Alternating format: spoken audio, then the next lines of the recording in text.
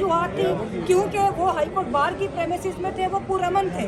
उनसे किसको नक्शे अमन का खतरा है? किस चीज़ को खतरा है? कौन सा इन्होंने मजाक बनाया हुआ 3 MPO, और इन जजेस को नहीं पता कि ये MPO कब जारी किए जाते हैं? ये तारीखों पे तारीखें डाल के आज़ादियाँ सलब कर रहे हैं, और पनिशमेंट बिफोर जजमेंट को हम अब कंटेस्ट करेंगे। ये नहीं हो सकता कि आप तारीखें डालते जाए और लोगों को सजाओं के बगैर आप हिरासत में रखें। और 3 MPO एक मजाक बना हुआ है, ये अमराना और कॉलोनियल कवानीन जो है इनको आपने मजाक बनाया हुआ है। इसको अगर इस तरह की कोई बात भी होगी हम उसको भी चैलेंज करेंगे।